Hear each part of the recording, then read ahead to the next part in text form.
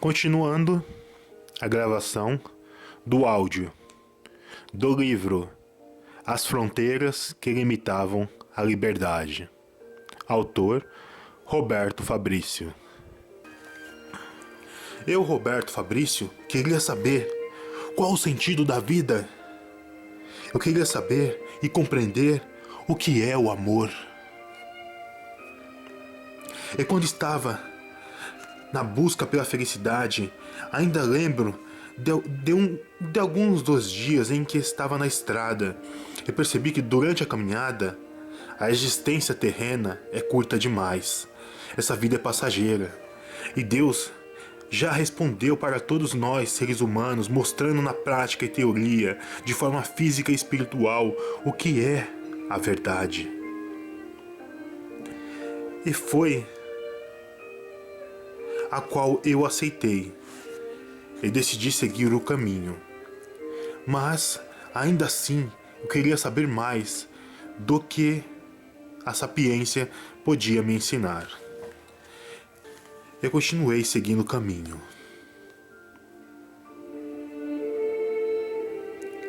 Eu estava muito cansado e oprimido, até parei de querer compreender o que é o amor e tentei sentir a metade do que é o amor.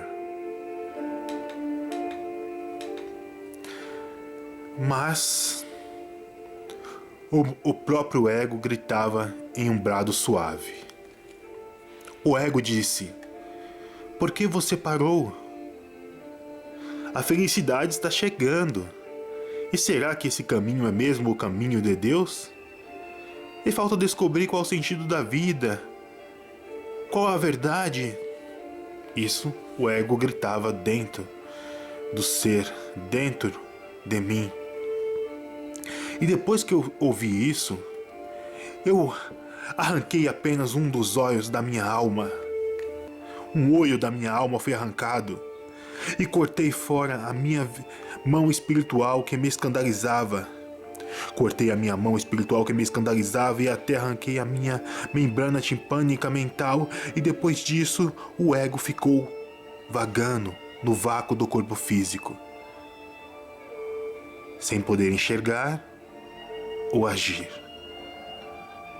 Até segundos depois, o ego simulou um suicídio. Então percebi a morte do ego. Mas foi apenas uma simulação. E por compaixão escrevi no título do túmulo do arquivo morto da mente: Ego, o inimigo íntimo a que jaz em minha memória.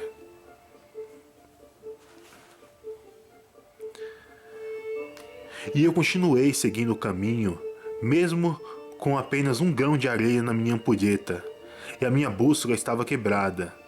O mapa do tesouro estava enterrado no passado, e todas as linhas do planisfério Mapamundi estão interligadas no labirinto do mundo. Mas ainda sobrou a raiz de um dos meus sonhos. A raiz de um dos meus sonhos,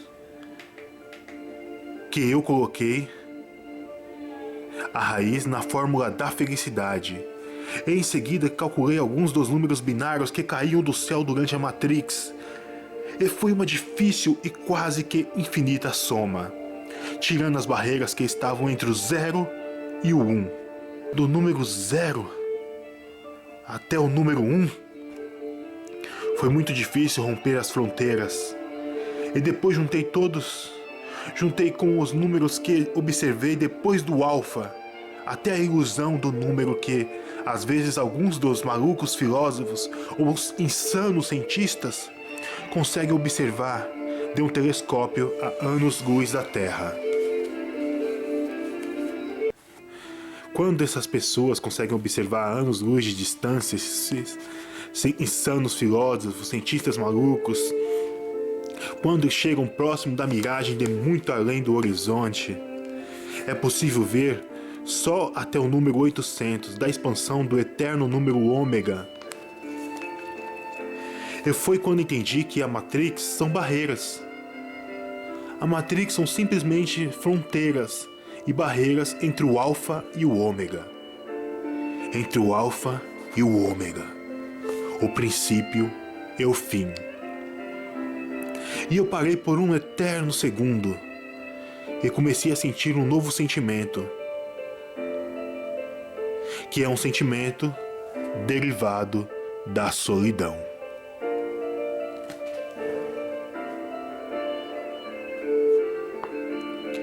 Esse sentimento derivado da solidão é algo que eu não quero compartilhar. Porém, durante aquele momento, um plano de espaço-tempo. Um plano de espaço-tempo, depois de estar a mais de 11 ou 12 dimensões, que fizeram consumir muito da minha proteína humana, a qual todos os seres humanos têm, mais o nível elevado de BDNF, que foi o fator de explosão mental. E o brilho da mente durante a explosão, que durou 1/1000 de segundo, fez sentir um quebrado reflexo de subsentimento. Esse fragmento de subsentimento e os corações cristalizados quebraram em 1000 pedaços. Os corações cristalizados quebraram em 1000 pedaços. Quando ler essa poesia e decifrar o enigma, cada pedaço de vidro quebrado era um sonho não realizado. Em meio a um fragmento, descobri um subsentimento oculto e magnífico, que não era percebido. Quem quiser sentir esse subsentimento, aproveitando cada momento, quebra o egoísmo no espelho e junta o melhor de si mesmo. A verdadeira liberdade é não se auto-aprisionar-se. Sem usar imagem e vaidade, o amor é o caminho da felicidade.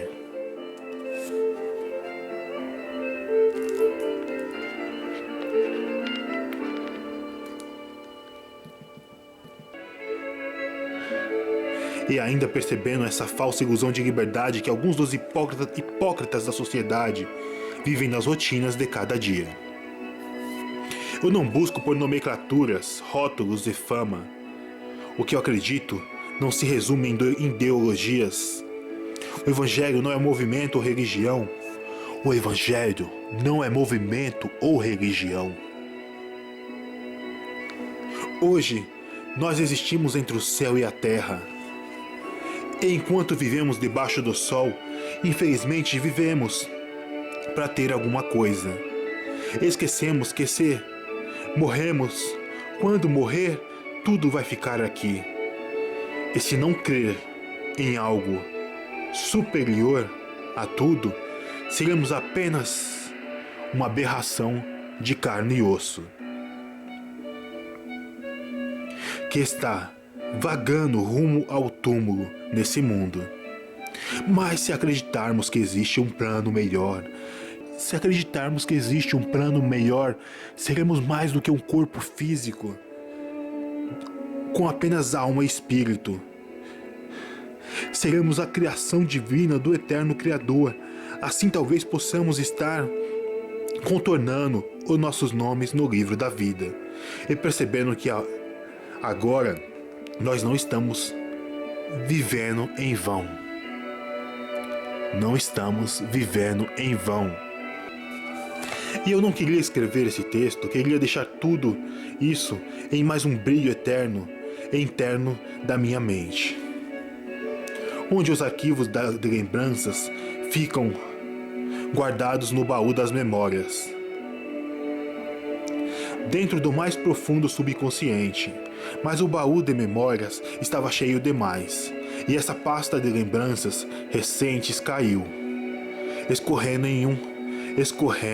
em uma lágrima do olho direito, que foi o olho que restou da minha alma, que outrora havia arrancado o olho esquerdo que me escandalizava. E eu queria achar uma folha de papel simples para escrever resumidamente tudo isso em mais uma poesia. Mas só poderia escrever com a emoção e o sentimento derivado da solidão. Eu não quero acabar igual aos últimos cientistas e astrônomos que tentaram fazer a anatomia do divino e a teoria de tudo. Esses cientistas, o mais perto de Deus que eles conseguiram chegar foi observando o espaço de um telescópio. E pelo menos um deles foi até uma montanha e observou pessoalmente a uma aurora boreal. Mas eu, Roberto Fabrício, ainda não sei quem sou ou para onde vou. Só Deus sabe. Eu estou ferido, com o coração partido, mas não estou morto. Ainda existe um sentimento novo, onde somente quem já sentiu o frio da solidão que saberá dar valor ao calor de uma companhia. E eu sei que por viver, eu vivo em dois mundos diferentes. Onde é a ilusão material e o outro a realidade espiritual. E nesses dois mundos diferentes, onde tem a realidade espiritual e a ilusão material,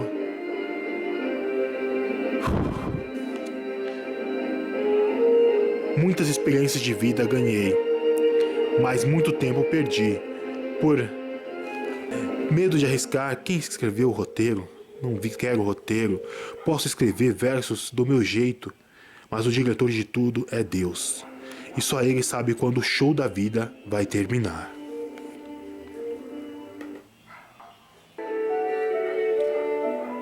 Não quero julgar ninguém, não cabe a mim analisar isso.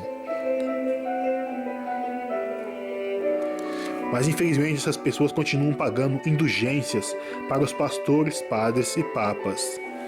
E também tem pessoas que idolatram e são fanáticos, seguem os semideuses da atualidade. Os semideuses agora são as celebridades, alguns músicos, atletas, médicos, cientistas, filósofos, políticos, pastores, padres e papas. Eu não quero julgar ninguém, eu apenas analiso e retenho o que é bom.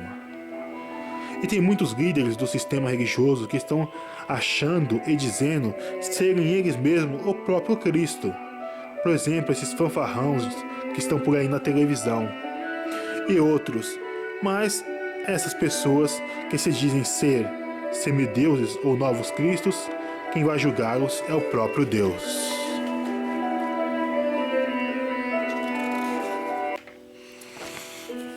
Eu acho que por duas vezes uma leve parte da ira de Deus caiu sobre esse mundo.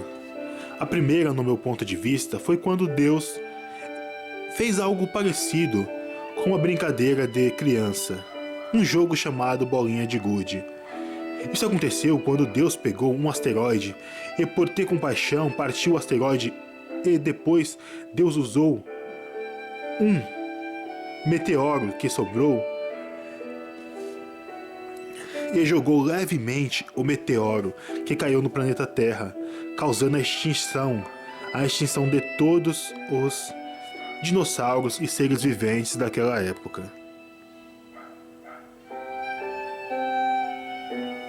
E isso aconteceu durante o período pré-histórico. E a segunda vez, porém, mais recente, a ira de Deus foi quando uma gota da lágrima do próprio Deus caiu do céu e causou o dilúvio. Mas Noé e a família de Noé e alguns dos animais sobreviveram ao dilúvio.